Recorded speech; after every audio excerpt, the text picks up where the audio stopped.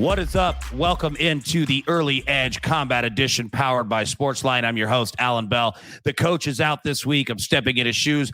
Although big, we're going to try to fill those in so that he knows that we've got the ship running while he is out. Let's go ahead and bring in my man, Ian Parker here. We're going to break down two great carded fights this weekend. Ian, it's good to see you, buddy. How we doing?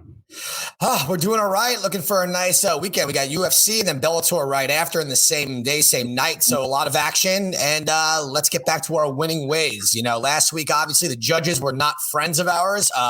Hopefully this week we don't need them and we get it done. Yeah, exactly. The judges did us and pretty much everyone else in America no favors last weekend. But you know what? You're right. We can't count on them the same way that the fighters need to approach it. We're going to approach it as well. We're going to handle our business in the octagon and not get to that point. So like Ian said, we're going to break down UFC Vegas 33 as well as Bellator 263. So Ian, let's just go ahead and start in UFC Vegas 33 Saturday. The UFC Apex in Las Vegas. The prelims start 6 p.m. Eastern, the main card at 9 p.m. Eastern. And we're going to just jump right into the first fight of the night. Orion Koski, minus 150 favorite against Philip Rowe, plus 125 on the money line. Ian, break it down. This first fight, how should we be betting it? I like Orion Kosi here. I really think that his aggressive nature with his striking, he's also going to be the more precise striker, and I think he carries more power. I think Philip Rowe just takes too long to get going, and we know he could take punishment. However, at some point, that's got to stop. His striking, he's way too hesitant, and I just think that Kosi is the overall better fighter. If he wants to take this fight to the ground, he can, but we've seen him really rely on his striking. He's finished a lot of fights in the first round. I think he gets it done here. We're going to go with Kosi at the minus 150 number.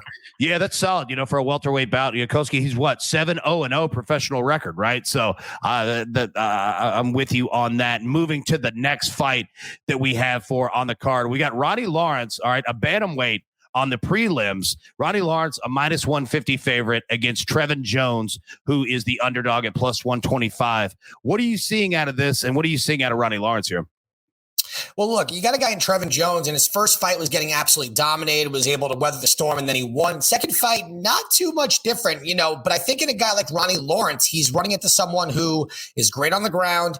He's great striking, and he's got an endless gas tank. In that last fight we saw at Ronnie Lawrence, he was just nonstop for 3 rounds, and it was at a scary pace I don't know many people will be able to keep up with. My only concern from Ronnie Lawrence, and I'm pretty sure he's smart enough to correct this, was that because of how confident he was on the ground, he was willing to put himself in compromising positions where he was able to get out of it really quick.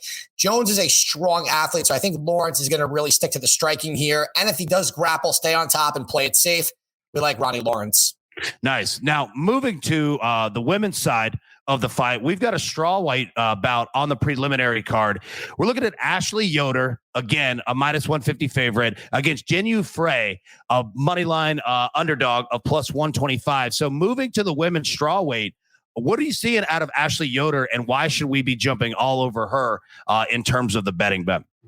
She should be a much heavier favorite here. I'm very confused by this line unless there's an injury I'm unaware of. And with my sources, there is no injury at the moment. So Yoder is the better grappler, the better striker. Maybe on a physical standpoint, Fry might be stronger, but even if she gets her down, she's not going to be able to hold her there. And Yoder has fought way better competition across the board. Now, that's not a knock on Fry. It's just where they're at in their careers. So I fully expect this as a bounce back fight for Yoder. I would have put her at minus 185 based on that alone. As long as, she can win this fight 2 ways. Keep the distance, strike that way, use her kicks, use her jab, because she will be the rangier fighter. Or if it goes to the ground, take the back or stay on top. If she does get put on her back, which Fry can take her down, she's very active off her back. I don't think Fry can just sit there, which is what she will try to do. Yoder wins this one. So, Ian, look, I'm going to bring you into my world real quick, right? And I want you to understand on Saturdays what I deal with every single Saturday. My friends text me. 1, they're looking at your picks on sportsline.com. But 2, they love parlays as I do. All right. So they are hitting me up saying, hey, man, could you text Ian? Could you hit up Ian? Like, where should we parlay? What should we do here? So you know what? We're going to answer that question for them, for everyone right here. A 3-leg parlay of what you have going across the entire fight card. What do you got? Yeah, so with this parlay, look, these are 3 of the heavier favorites on the card. And the reason why I'm parlaying them is because I want to get value out of them. I can't bet them straight up. It's too much risk in case something happens. And in case we do lose, again, minimal damage, still can rely on the other fights, right? So let's start off with Rafa Garcia versus Chris Grutzenmacher. Garcia is just going to be better everywhere. As long as he can avoid getting taken down, which I think he could. We've seen Grutzenmacher get knocked out. We've seen him be out grappled. The guy is tough. He's just not. I don't think he's at this level. I think Garcia just has too many tools to win. Reason why he's the sizable favorite. Moving on to Nico Montano, the original winner of the Ultimate Fighter in her weight class. She just fought Juliana Pena, who is now fighting for the title. It just shows you either the lack of depth in that division, or just if you are at the top, you lose one, you go back to the bottom. She is fighting someone that I don't know how her opponent can beat her anywhere. Montano just has to go in there and do what she does. Jab, wrestle, and she will win that fight. So I'm going to leave that one with Nico. I really believe that she has the skills to get that done. Last but not least, Brian Barberena versus Jason Witt. Listen, Witt's a tough guy.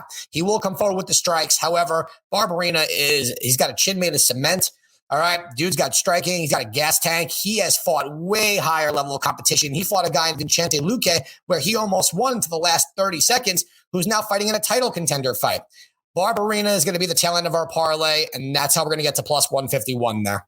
I love anyone that gets described, as a concrete chin, like that just Canelo Alvarez type, where you could just take a hammer to the face and not even worry about it. Yeah, dude. I think everybody, like every dude in life, wishes they had one of those where you could just eat whatever hammer was thrown at you and keep going. So we got two more fights we're going to break down on this card. The next one here, we've got Rani Aya, the underdog, at plus 110 against Kyung-Yu Ho Kang, the money line favorite at minus 130. This is the co-main event in the bantamweight.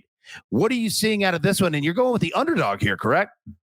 Yeah, so there's a lot of factors here. Well, not a lot. I'll break it down and give you the Cliff Note version, right? So Kang is a very exciting fighter, was a nice prospect, talked about a lot. However, his last two fights, split decision wins, all right? And those weren't like questionable. Like literally no one knew who won that fight. So no one skill level of Yahya. On top of that, he has not fought in this COVID climate. 18 months out of the cage. We haven't seen him since 2019, actually, so it's been a little bit longer. Rani Yahya also does not fight a ton, but he has fought. This is a guy who is unbelievable on the ground. His striking is good enough to get him inside, and he could take some shots as well. I expect Yahya to be able to close the distance pretty quick. I don't know if Kang has the skill level yet that once he's put on the ground, that if he's going to be able to survive that. So at plus 110, absolutely take Yahya with those grappling skills. So looking at our last fight of the night, in terms of, the UFC 33 here, my man Uriah Hall. All right. And I think that we talk about value on the show. This looks to be our largest value play of the night. It's the main event, middleweight. We got Uriah Hall, excuse me, who is the underdog here at plus 175 against Sean Strickland, a heavy favorite, minus 210. Excuse me. But you're going with Uriah Hall here in the underdog. Tell us why. So Uriah Hall, high expectations throughout his career. Every time he gets to the big fight, he kind of falls short. It's been more, and it's not because of his skill level. It's because of a mental thing. For some reason, he just can't get past himself when he gets in the cage. He is one of the best strikers in the division, in the UFC in general, and just sometimes just stiffens up, freezes, and can't let it go. But he's been doing better lately. He's with Fortis MMA. He's now the team captain over there, one of the best camps in the country. And he's fighting a guy in Sean Strickland who kind of plays into his style. Uriah can get off his back. He does have some submissions. He can wrestle a little, but everyone knows him for that high-level kickboxing style, and he is unbelievable at it as long as he doesn't hold back, right? Sean Strickland is a guy who was once kind of a wrestling clinch type of fighter, now is heavy in his boxing. He walks forward. He thinks that he could eat every punch. He's going to take one to give one. But against Uriah Hall, he just can't do that. So styles make fights. Hall has fought the top guys in the division. Strickland has not fought anyone even in the top 10 yet. So to me, they're really going based on the fact that Strickland has knocked out 3 guys in a row. But again, 3 guys that not even top 15. It's a little weird for me here. So value plays all day. This is a value play. This is a guy in Uriah Hall that if he lets himself fight like he can, he gets the win. I'll take that plus 175. Yeah, I love finding that value, especially in the main event for that one. Now, we're going to jump over to Bellator 263, take a look at this card, Pitbull versus McGee here. So understand, this is Saturday as well. It's at the Forum in Los Angeles. Prelims start 6 p.m. Eastern, main card 9 p.m. Eastern. So, you're going to have a lot going on between these two different cards in terms of keeping up, with your bets. And we got 3 solid plays here. We're going to jump in the first one. Premis Mamedov You've got a prop play here on the lightweight bout on the main card. I believe you're going over 2.5 rounds at -175. Hit us with it, man. What are you seeing here? I see two guys that are both okay strikers, but excellent grapplers, both on the jiu-jitsu side and wrestling side. But both guys are really known for winning by decision. Primus has had submission wins over lesser competition. You got a guy in Mamedov who is just, I think, will have a lot of top control here. So unless Primus can land on top, I think this is a back and forth. I think whoever wins gets this done by decision. Sometimes when you have two excellent grapplers, it's just going to be more about control, not about the finish. And Mamedov is making his Bellator debut. There's a lot of hype behind him. Primus has been the champ, has fought the top level guys. So I think this is a closer fight than the odds even say. And I think because of the styles here of both guys primarily being wrestling, grappling based, I like over 2.5. That's beautiful. And looking at the Sanchez-Burnell fight, I want to take a look at that one real quick. A featherweight bout. It's the co-main event here. Now, you've got a play really on the finality of it. You're going to decision here at -165. What are you seeing out of this fight that's the play on it? Well, a guy in Emmanuel Sanchez, outside of his last fight against Freire, who's the champ, he's a very hard guy to finish. It really never happens, and he usually doesn't get to finish either. He's great on the ground. He's good on the feet. He's got a cardio gas tank for days. And a guy like Mads Burnell has not fought anyone to this level. However, he is an excellent ground specialist too. But in his last fight, he fought someone that not even close to the level of competition as Sanchez. So if he does get on top of Sanchez, I think, again, just like the last fight, this is more of a control thing. So again, you have two guys. I think it's going to be a very scrappy ground fight who won't be able to finish each other. So because of that, I think whoever wins will go to a decision. So that's where we're going to go with that one. So looking at our last fight at Bellator 263, you know what? We talk about value. Let's bring about real value here. All right. The Bellator featherweight World Grand Prix final bout for the World Championship. And am I reading a $1 million prize on this? AJ McKee, Patricio Fieri. Fieri is the favorite, -125. McKee, the underdog, at +105.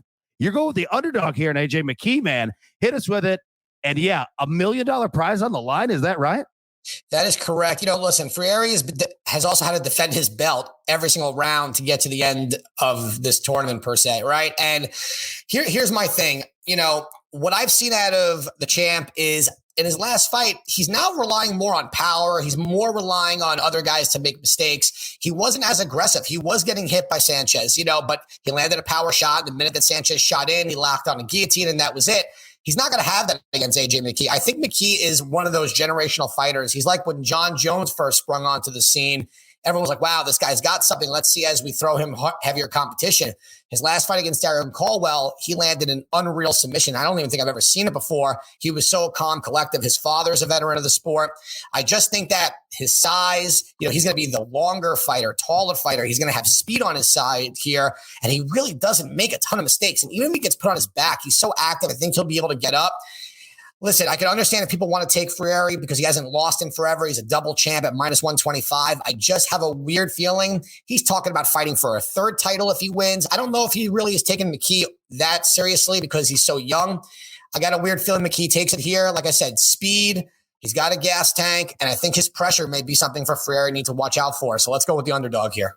Well, I'll say this. I think you've got a gas tank as well, and you've got these picks in a guillotine choke too. So, man, I cannot thank you enough for having me on here. Coach will obviously be back for the next edition of the Early Edge Combat Edition. But, buddy, I've had some fun, man, and I can't wait for the fights on Saturday. Yeah, it's great to be with you. It's great to be with everybody out there in the Early Edge community. And as Coach would say, you all now have your marching orders. Let's take those straight to the pay window.